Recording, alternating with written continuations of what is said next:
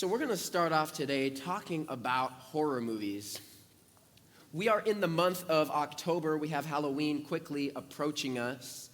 And this is kind of a season where, we're kind of in the fall season. We see pumpkins and fall, colors emerge. The pumpkin spice lattes have appeared at Starbucks. I know some of you are pumpkin spice latte people. I went to Trader Joe's the other day, and there was pumpkin everything. Bruh, I got a pumpkin-flavored Italian gnocchi. You guys know what gnocchi is? Okay, some of you do know what gnocchi is. There's pumpkin-flavored pasta. There's pumpkin-flavored everything. And so I got some, and I'm excited to try it. I'm going to try it this week, this pumpkin pasta. But October brings with it a lot of things. It brings with it pumpkins in the fall season. Not as much in Texas because we don't have as many trees down here to actually turn orange and change color. But it brings with it all these things in the spirit of fall. And at the end of October, as we know, we have this holiday that's celebrated called Halloween, where it is a bit of a celebration of fear. I don't want to talk about that today because that could lead us down a whole rabbit hole, and maybe we'll talk about that in a future week. But there's something about the Halloween season that I think you see on TV and on the internet. I feel like I have to dodge the scary ads. Because let's just get something straight. Your boy is I'm not a horror movie guy. I try and avoid scary movies at all costs. And so I feel like I'm kind of dodging. Sometimes you ever gone to the movie theater to see a totally innocuous movie, then they just play a horror trailer, and you're just like, what are you doing? This is wrong demographic. What are you doing here? But I feel like because there's so many horror movies being advertised and stuff like that, these scary things, there's a cultural celebration around fear. It can cause me to think about the few scary movies I have seen. And I was thinking about how pretty much every scary movie is the same. It all kind of starts in this innocent, innocuous cabin in the woods somewhere in this beautiful lake or something like that. And everything's fine, they drive out of the big city, they get to this cabin or whatever, and they're like, yeah, everything's gonna be fine. And then it all goes downhill. And I almost feel like the happier it seems in the beginning, the worse you feel like it's kind of gonna be. And I feel like they're all kind of, the same, really. They all kind of follow the same beats. Now, I've only seen a few, so I don't have that much in my research study to say. But the ones I have seen, they all kind of follow similar beats in that sense. They start innocent and innocuous, but then over the course of the film, we get to a place where our characters find themselves oftentimes with no way out, or they're trapped, and they have to escape something, or some kind of room, or some sort of, den of darkness or something, whatever it may be. We're not going to talk about how so many horror movies, the black guy always dies first. I'm not going to talk about that because it's just so actually, I am going to talk about it. It's just so inaccurate because anybody, man, if you're black, you understand, man, when black people see something scary, we're gone. Bye-bye. We leave. We're not going to stick around, we see something scary. No, we don't play games. We don't mess with that. 100%. So we're gone. But oftentimes in these movies, our characters find themselves in places where they are trapped, where they feel like they are stuck or with no way out. And that's what I want to talk about today for a few moments. I want to talk about a character in the Bible named Samson. You've probably heard his name before. Now, we all know a lot about Samson. He was born with superhuman strength. If you grew up in church, you know the stories. You know that Samson, he was a bit of a mini superhero. He had superhuman strength. He was super strong. He was appointed as what was called a judge in the book of Judges in the Old Testament. And just a brief aside so that we know what's going on here. In the Old Testament, God has taken the children of Israel out of Egypt, out of slavery, and he takes them to a space where they're on the cusp of the promised land. And what he had told them was that I'm going to establish a place for you, and I'm going to take you into the promised land. And he appoints a man named Joshua to do this. And so they begin to follow God's plans. But in the book of Judges, as we get to Judges, Joshua has died. And there is now no more leader in Israel. And the Israelite people, instead of continuing God's command to go into the promised land, they kind of stop the mission. And they intermarry and intermingle with the nations around them. They start worshiping false gods and idols that have all sorts of terrible practices. And so in this time, now that Joshua has died, there's no leader. God raises up what he calls judges, which are specific individuals to be in this era to kind of act as leaders, and that God's special power and favor would be with them so that they could do supernatural things. And so in enters a man named Samson, who's born super beefy. He's super strong. He's ready to go. He's got the power of God living in him. He's taken a specific type of vow. Says he's never going to drink wine, never going to cut his hair. And he says, okay, I'm going to be the judge. But though he's a judge, Samson must be, I hadn't read the story of Samson in a while. And so when I was preparing for this sermon, I was rereading it, and I was just struck by Samson must be the most childish, melodramatic judge in all of Judges. He must be one of the most childish people in all of Scripture, right? He's the kind of person who makes his decisions. We kind of get the image, right, as we read the story, that he's making a lot of his decisions based off of emotions only. He's just like, he gets super fired up and he just does something. He doesn't really think about the consequences. He's super strong, so he can kind of get away with it. And there's all these little incidents that take place revolving him. Like there's an incident where he goes to the Philistines and he sees a lady there that he thinks is really beautiful, and he tells his father, hey, would you get her for me so that I can marry her? And his father's like, well, if you marry into the Philistines, you're going to start worshiping the idols. And he's like, no, don't worry, I have a plan. This is for God. And he's like, okay. So he ends up marrying this Philistine.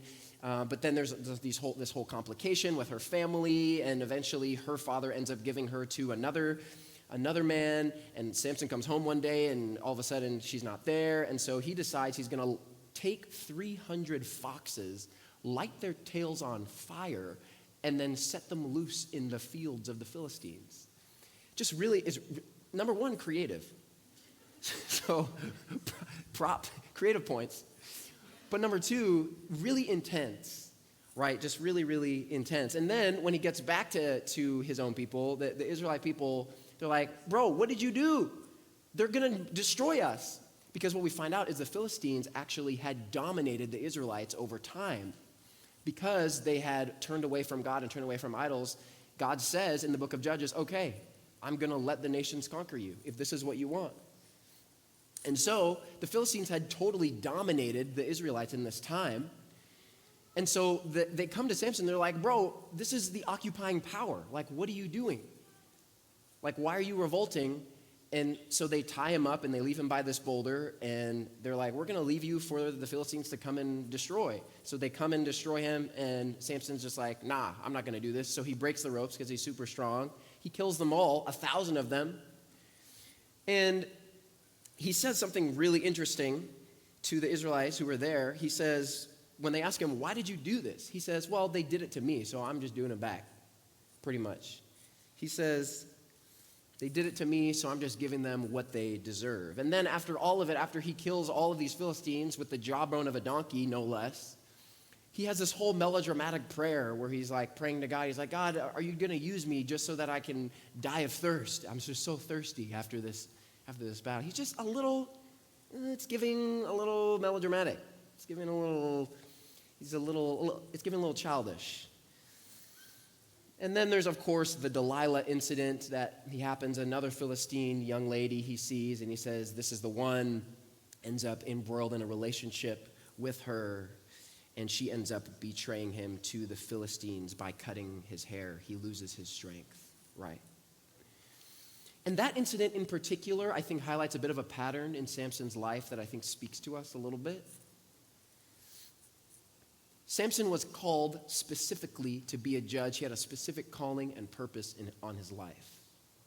And yet he kept getting sabotaged because he was enticed by the Philistines. He kept getting sabotaged specifically by certain relationships in his life. And man, I just think it speaks a bit of a hard word to us. Like some of us know the very direction and purpose that God has called us to. We know.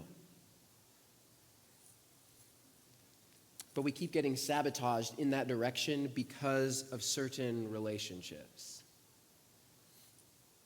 And what's so interesting about Samson is he didn't have comparatively as crazy of a moral failings as some other characters in the Bible. He didn't go out and cold-bloodedly murder someone like David did, right?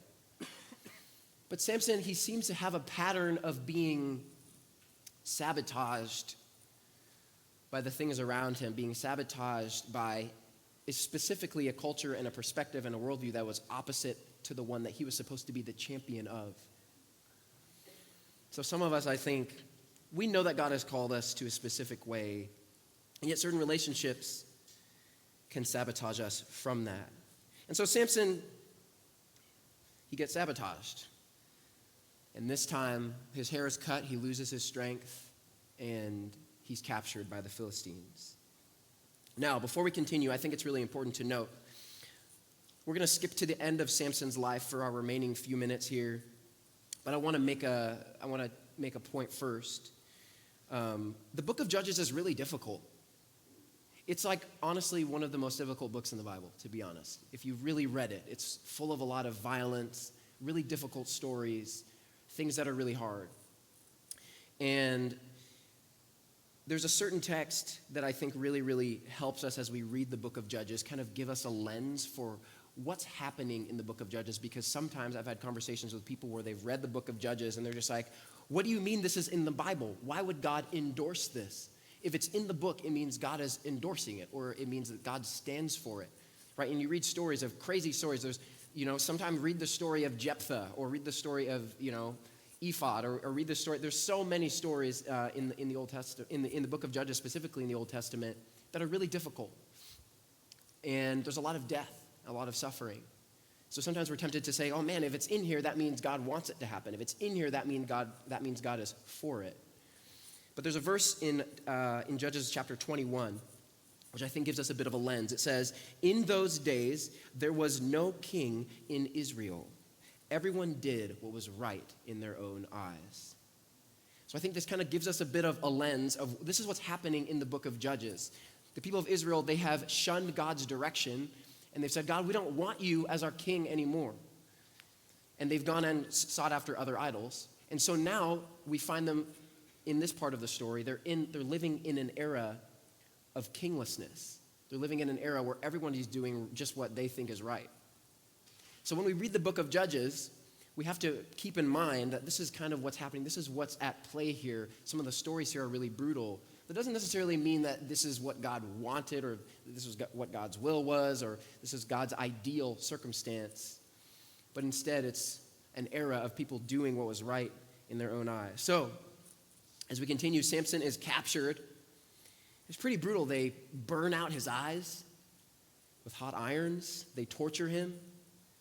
Right? Because this is like a military victory for them. This is like, he's like the thorn in their side, right? This guy who used to be unstoppable, who could defeat them at any turn, now all of a sudden he's under their power, right? So they torture him. They put him in this place where he's milling grain with a millstone, right? Which is kind of an ancient way to mill grain, usually with a giant stone, and you're having to go like this, and you're having to row or something like that, where it's just crushing the grain so that they can make bread. So he's pretty much become a slave. And a certain day comes when they throw a major party to their god, Dagon, and they bring Samson out to parade him like he's some sort of like trophy, pretty much. They're parading him around. They're like, man, this guy used to stand for the God of Israel. Look at him now. He's blind. He's powerless. He can't do anything. He's under our control now. He's under our power. And so Samson finds himself kind of with nowhere left to go. And a lot of it is his fault because of mistakes that he's made in his life. He finds himself placed in the center of this massive building, this 2-story building with all the Philistines between these two pillars. And it seems like the end is here. What else is there for him now but to be paraded around as a trophy, as a slave? And I feel like this really speaks a word to us as well. I think it speaks a word to any of us who have ever felt trapped between the pillars.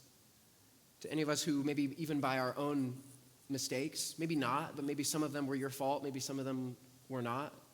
We found ourselves in a place where we're kind of stuck or we have nowhere left to go. Kind of trapped. So the next 3 things I think, if you have ever felt this way or experienced this, are for you. I want to circle in on three of Samson's last phrases in my last few minutes, three of Samson's last phrases that he says before he dies, briefly. The first one, where he says, Sovereign Lord. He has this prayer that he prays right before his death when he's in front of all these people and he's being paraded around. He's standing between these pillars. And what's interesting about Samson is in that moment, after all the mistakes he's made, after all he's pretty much sold out to his purpose and the calling that he knows that God had for him, he still thinks to pray. And that just warms my heart, man, because I know that I have been in places in my life where I have no way out, and all that's left to do is to pray. And I think Samson gives us that template, gives us that example when we're stuck between the pillars to pray. And I love what he says. He opens his prayer with, Sovereign Lord. Sovereign Lord. I love this because he's made mistakes, right? He's found himself trapped. He's found himself with no way out, but he has this recognition that God is still sovereign. Now, sovereign is kind of an old-timey word, right? There's a lot of old-timey words like this in the Bible. It's an old-timey word, but it's really what it's talking about is kingship, right? A sovereign is another word for a king. And king, again, is a word detached from our culture, right? We live in a world of governments and presidents and democracy and councils. But for a lot of human history, people didn't live this way. People lived in monarchies where the king owned you pretty much. And he told you where to go, what to do. He told you what your job was. If he commanded you to die, you died. Or you revolted, so he didn't kill you. But the king had ultimate authority. And so when he says, Sovereign Lord, there's this interesting recognition that I think he brings to the table, that he brings to us, that God is still sovereign. And I wonder if that's a question maybe you haven't asked yourself in a while. I know that from time to time I haven't asked it of myself. But here's a question for you. Is God still sovereign to you? Said another way, is God still your king? Is God still your king? Right? Is God still the one to whom you owe allegiance, the one who you would be willing to follow no matter what he said? Right? And I really believe this is kind of one of the most central questions of the entire Bible. It's positing what would it look like if there were a king that was good? What if there was a king that was love? What if there was a king that wanted for you better than you could ever want for yourself, who loved you more than you could ever love yourself? And in this moment, at his last, Samson remembers this. Oh yeah, God, you're my king. Sovereign Lord. Now, he prays, could you remember me and give me the strength to get vengeance on the Philistines for what they've done? Could you remember me? And I just want to pause here, because those of us who have read the story, we know how the story ends, right? He pushes down the pillars, the Philistines die. There's a lot of them that were killed that day, 3,000 of them. And it brings to mind again this issue of violence, and just to keep it real with you all, I struggled with this sermon quite a bit because this is a really difficult story. It's very easy for us to connect ourselves and relate with the heroes of the Bible and completely ignore and villainize those who are in the position of the villain. And so we must ask ourselves and think about ourselves, and I have been asked before as a pastor, what about all the people in the room? What about the 3,000 people? Did every single one of them commit an atrocity so terrible that they deserved death? Was every single one of them deserving of death? That God would endorse? Because God gives Samson the power to do this. It's difficult. It's really, really difficult. So some of us ponder, man, what's going on? And I think as I read the story again, I was like, I haven't told Pastor Michael, I don't want to preach this. I don't want to preach this story because I don't like it. It kind of was raising for me again new things like, man, this is difficult. Something that's helped me, though, as I've thought about it, is something that author and writer Pastor Rob Bell speaks about. He talks about the difference between hard power and soft power. How he describes this is oftentimes when we think of an omnipotent, that's a hard word to say, omnipotent. When we think of an omnipotent God, We think of a God who's using his power left and right. He's throwing lightning bolts like Zeus. But God doesn't always use power that way in the Bible. Sometimes he uses hard power, but sometimes he uses soft. And here's the difference. The way that he describes it is soft power is like the smell of like freshly baked cookies that are wafting out from the other side of the room. And you're like, ooh, that smells good. And you kind of just prance. You prance over just to, hey, if it were me, I would just kind of prance over to the kitchen. Hey, what's going on? What are you doing? What's going on in here? Oh, we're just making cookies. Oh, interesting. When are they going to be done? I'm always interested. Okay. Soft power woos you. It woos you like a lover. It calls you into the other. It's freshly baked bread. It's like, ooh, and this is often how God works in the Bible, all throughout the Bible. But every now and then, God will use hard power. And hard power is like a sword. It's designed to cut, and it cuts. It's like a hammer. It's designed to put a nail in the wood, and it does that. And every now and then, it's really rare. You see these moments every now and then where God will not allow evil to get beyond a certain point, and he says, no, evil doesn't get to dominate the world. I'm going to stop it here. Because God's heart is to save the world. His heart is to save everyone, right? And so in order to save everyone, right, he has a mission throughout the Old Testament, and he has a plan through a specific family, the people of Israel. He's going to send himself, his son, to save the world, so that he can't allow this plan to be sabotaged, and so he has to cap evil sometimes. It's really tragic and really terrible, but every now and then, God is so good and so loving and so merciful that he says evil doesn't get to win. And those who've aligned themselves with evil, right? And we're not just demonizing these people, right, in the past, looking back and saying, oh, these people were so terrible, they're ancient, prehistoric people that are just awful. No, we're not doing that. The reason we can say this is because we know the types of gods that these people worshipped and the practices that these types of gods invoked, right? These are practices like human sacrifice, right? A lot of these gods, they would demand the sacrifice of children, babies, right? Deviant sexual practices, right? Bestiality, cannibalism, self-mutilation, terrible, terrible things, right? And so God is saying these things are destructive and harmful. And so I'm going to cap evil at this point in time. So, I think there's a book that I read called Exclusion and Embrace by Miroslav Volf. He's a scholar. He says it this way, talking about the cross. He says, the cross is not forgiveness pure and simple, but God setting aright the world of injustice and deception. The polarity is there because some human beings refuse to be set aright. Those who take divine suffering as a display of divine weakness that condones violence, instead of divine grace that restores the violator, draw upon themselves divine anger, the sword that makes an end to their violence.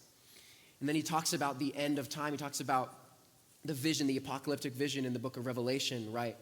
Where Jesus comes as a rider on a white horse to end evil for eternity. He says the violence of the rider on the white horse, I suggest, is the symbolic portrayal of the final exclusion of everything that refuses to be redeemed by God's suffering love. For the sake of the peace of God's good creation, we can and must affirm this divine anger and this divine violence, while at the same time holding on to the hope that in the end, even the flag bearer will desert the army that desires to make war against the Lamb. So what is he saying? He's saying that God's violence could be seen as a condoning of violence, but really it's the inverse. God comes to end all violence, and he's the only one who rightfully can, because he's the only one who can love the violator just as much as the victim. Right? We can't do that in our society. We have to put violators away. We have to put them in prison. We have to put them in solitary confinement. We have to protect ourselves. We don't have the ability to love the violator as much as the victim because it's damaging to us. But God, because he cannot be damaged by violators, he can love the violator just as much as the victim. So he's the only one who can be trusted. Okay. Final few thoughts. The second thing that Samson says, as he pushes the pillars, he says, let me die. Let me die. And this is hard. I think it speaks a word of cost. That there's a cost to us when we pursue retributive justice, right? What's the phrase? An eye for an eye leaves the whole world blind, right? In that phrase is sort of the idea that there's a cost to us when we seek after justice that is retributive. That's an eye for an eye. The line can blur between that and vengeance, and there's a cost to us. Something gets taken from us. There's something that happens to the human heart. He pushes the pillars over, and he wins the victory, but the collateral damage is him, right? I think it should cause us to pause when being so quick to judge others, right? It should cause us to pause when being so quick to cancel other people on other sides of the ideological spectrum, especially in an election year, right, with an election month, just a couple weeks away, right? We're in a space of political polarization in this country, in this space, right? Even in the church, in the Adventist church, we have quite a bit of polarization between perspectives.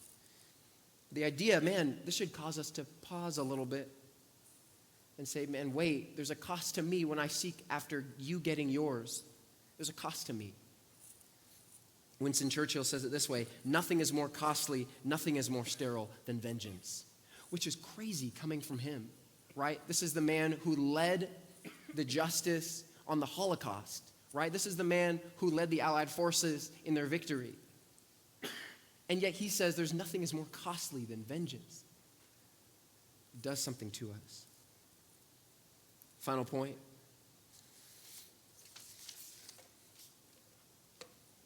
One of the last things that Samson says before his death, I love how he opens his prayer. He says, Sovereign Lord, and then there's a little phrase, remember me. Remember me. I love this phrase because I think many of us have found ourselves in a place where we have no way out. And all we can do is say, God, would you remember me again? And what's interesting is God does. After everything Samson did, after he pretty much blew his whole purpose, he blew his whole life. He was supposed to be this judge that stood for justice and righteousness in the land. They did what was right, and yet he got sabotaged, and he let his emotions carry him away. He let his lusts carry him away. He got swept away and sabotaged. And yet God still remembers him in the end. Right, we're asking the question in this series, am I cooked? Is it over? Can we get to a point where God cannot redeem our worst mistakes? And in this story, at least, God remembers Samson. It speaks a word very similar to the word that was spoken to Jesus on the cross, right, by the man who was next to him on the cross, the thief on the cross, right before his dying breath, right, a criminal hanging on a cross. He says, hey, Jesus, would you remember me when you come into your kingdom? And what does Jesus say? Surely I tell you today, you will be in the kingdom. This is scandalous to us. This goes against our religious sensibilities because we want so badly for there to be a formula. God, we have to do a certain thing. We need to check the list. But this man on the cross, who was a criminal, rightly there, rightly accused, he says, would you remember me when you come into your kingdom? And Jesus says, I will. And you didn't have to do a thing for me to remember you. Reminds me of a song that I really, really love called I Am Your Beloved. Go listen to it sometime, by Jonathan Helser. And in this song, there's a verse that he says. He says, there's nothing I have done that can change the Father's love.